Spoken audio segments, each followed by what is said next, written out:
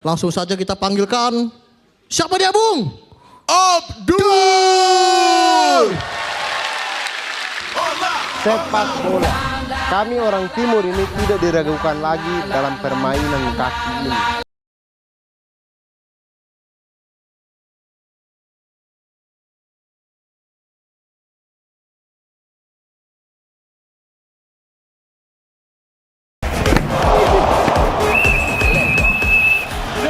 Kumaha ya teh? Saya di sliding saya dikasih kartu bagaimana ini? Kasih kartu sliding. Lo lihat no deker pakai apaan? Dibuka nih, lihat dah. Ini apa? Di timur susah cari skin deker. Kau pikir di timur gampang kah? Ini saya pencuri di dapur tadi. Asik. Assalamualaikum warahmatullahi wabarakatuh. Terima kasih banyak teman-teman, terima kasih banyak. Setiap kali datang ajang Piala Dunia, itu selalu muncul pertanyaan yang sama di kepala kita semua. Pertanyaannya adalah, kapan sekali lagi Indonesia masuk Piala Dunia? Kapan? Teman-teman, ada orang jawabannya itu macam-macam. Ada yang putus asa, jawabnya begini. Indonesia masuk Piala Dunia itu ketika kura-kura bisa panjat pohon. Atau ketika komodo jadi astronot. Dan yang jawab begitu itu saya punya bapak. Saya takutnya PSSI dengar ini, kemudian PSSI mulai latih komodo untuk masuk NASA. Teman-teman, kita itu bisa masuk Piala Dunia. Kita bisa.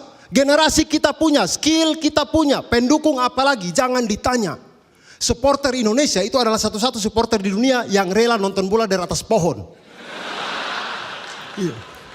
Kemudian temannya yang di bawah tuh jaga tanya begitu. Bagaimana? Sudah kelihatan kah? Belum. Kalau begitu kurang tinggi, naik lagi. Iya, oke. Bagaimana? Sudah kelihatan? Sudah, tapi tidak ada orang. Berarti kita salah stadion.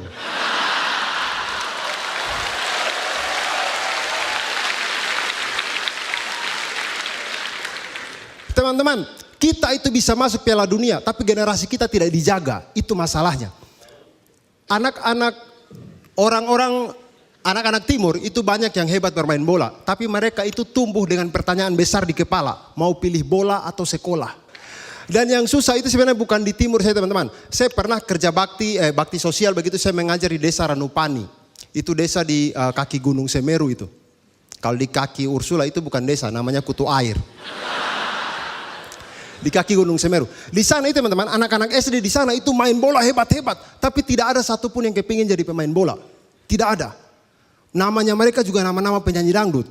Sumpah ini betul, nama-namanya penyanyi dangdut. Jadi waktu saya absen mereka di kelas, itu saya seperti MC dangdut di kampung-kampung itu. Nomor absen 1, Muksin Alatas. Nomor absen 2, Caca Handika. Nomor absen 3, Raditya Dika. Radit, kau punya bapak suka penulis kah? Tidak, kakak, saya punya bapak pikir dia penyanyi dangdut. Kalau itu Radit penyanyi dangdut, dia mau goyang apa? Goyang dalam gardus.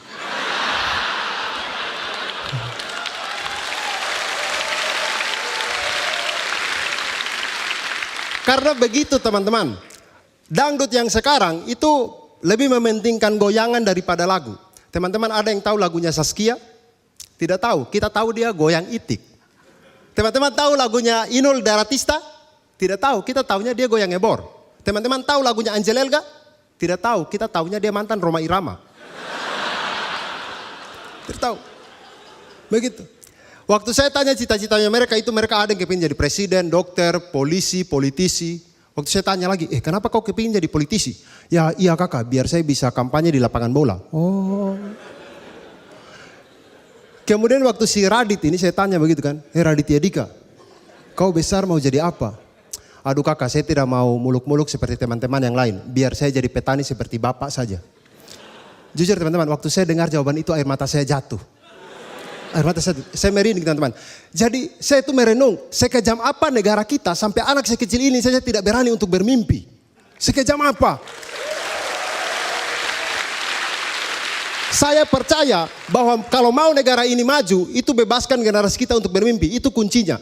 Makanya saya bilang ke dia, Radit, kau itu walaupun badanmu pendek, tapi cita-citamu harus tinggi. Harus tinggi. Oh iya kakak baik, kamu itu bisa jadi anak yang terkenal di dunia, terkenal di Indonesia. Ah baik kakak, kalau begitu saya kepingin jadi penyanyi dangdut saja. Goyang gardu saja. Saya Abdur, terima kasih, selamat malam. Terima kasih banyak teman-teman. Abdur, ada banyak sekali kegelisahan yang tetap masuk ke dalam ke dalam premis-premismu.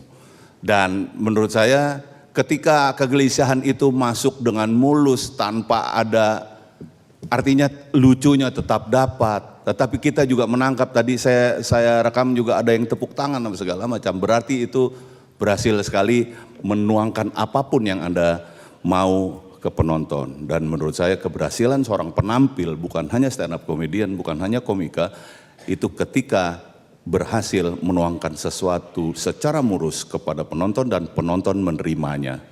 Kompor gas. Terima kasih Om Indro. Ya Abdur, hari ini saya ngeliat kamu kayak agak lemes gitu ya, kurang menikmati penampilan kamu itu kalau dari sisi saya, karena kayak yang nggak semangatnya kurang seperti biasanya kalau buat saya. Tapi kalau dari materi ya seperti biasanya kamu keren. Terima kasih Tante Vena. Oke, tepuk tangan sekali lagi untuk Abdur. Bang Riko, Ceper, Gimana penampilannya komentarnya? tadi? Di sini saya terhina 2 kali Mas. Pertama dia nyinggung Raditya soal masalah darah terendah tinggi, kemudian namamu pun menyulitkan saya, Abdur. Mas Riko, Ya, gak apa-apa mereka ngatain kita suatu saat spesies kita akan menguasai dunia. iya. Asik. Walaupun kita ya betul. Walaupun kita bagian dari Hobbit ya. Cara membawakan kalau menurut gue sih ibarat bola, dribbling lo cukup bagus. Lo melewati 2-3 halangan, kemudian lo shooting kenceng banget tadi dengan poinnya dapat menurut gue juga. Kocekannya bagus ya. Iya, goyangnya juga tadi bagus bahwa setiap main bola hampir semua kalau gol mempunyai ciri khas goyang masing-masing. Perhatiin di seluruh dunia pasti ada. Sampai ada yang buka baju, ya kan lupa dulu ada yang pakai mini set. Oke, terima kasih gitu aja ya.